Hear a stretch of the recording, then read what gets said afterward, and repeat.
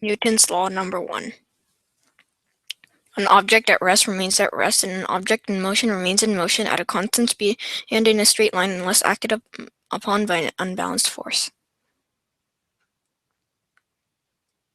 I can't read this. Newton's first law in English. Law number 1.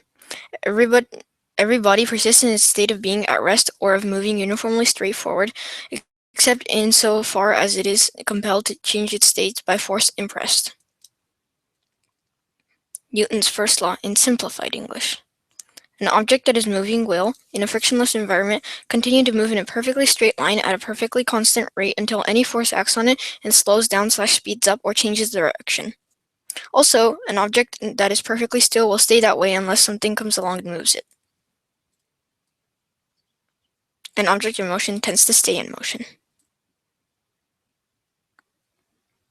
However, if it is acted upon by an unbalanced force, it may stop.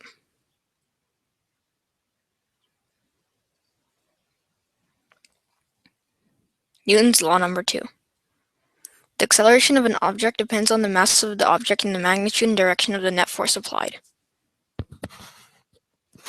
Again, this is in Latin. I can't read it.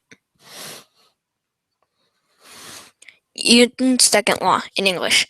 Law number 2. The alteration of motion is ever proportional to the motive force impressed and is made in the direction of the right line in which that force is impressed.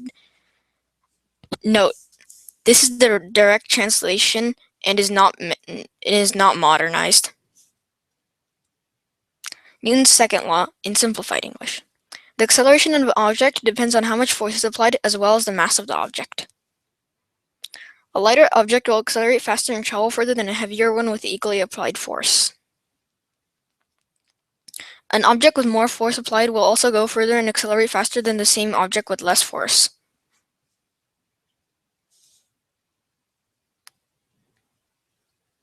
Newton's law number 3. Whenever an object exerts a force on a second object, the second object exerts an equal and opposite force on the first. Action and reaction. Again, this is in Latin. I cannot read this. Newton's third law in English. Law number 3. To every action there is always opposed an equal reaction, or the mutual actions of two bodies upon each other are always equal and directed to contrary parts. Newton's third law in simplified English. For every action there is a reaction with the same amount of force as the first action, but in exactly the opposite direction. Every action has an equal and opposite reaction. But the larger the action, the larger the reaction. Note, this existed during World War II. Thank you.